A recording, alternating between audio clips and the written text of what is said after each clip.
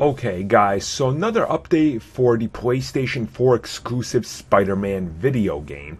Now, since its first showing, we've all kind of been wondering what exactly is going to be the storyline in this, and we're largely still kept in the dark. Now, there are of course a great element and a great amount of things that we do understand, but it's still not very much compared to the bigger picture.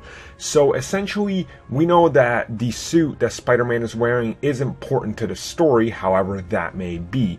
But not only that, when it comes to the villains that we're going to be seeing in this video game, they say that it is rather important to note that Mr. Negative, the person we've been seeing in all the marketing, essentially the the person who, if he touches you, can make you go negative, is not the main villain. What we've seen is just a little part of the game. Now, honestly, with the clips and gameplay we saw at E3 2017, I think it's pretty safe to say that Mr. Negative is definitely going to play a huge part, and he's probably one of the early villains. Like, maybe even the one that's right past the tutorial, or maybe he even is the tutorial and we just don't know, because it looks like it's still very on early in the game with how it's being framed. Now, if that's the case, the big question is, who could the main villain be here? And there's quite obviously a few hints at what's happening here. There's of course the people wearing the masks.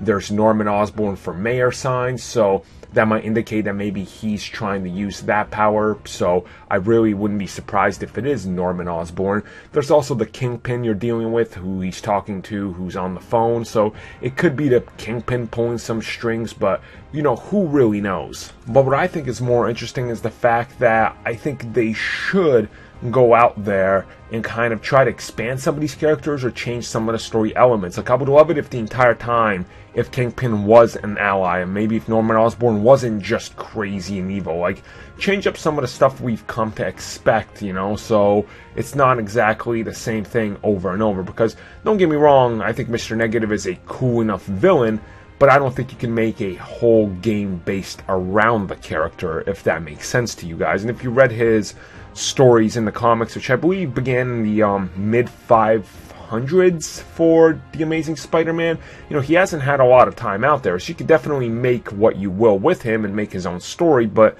at the grand scheme of things, I would rather see a more familiar character redone in a different way than Mr. Negative try to take all this crazy amount of spotlight.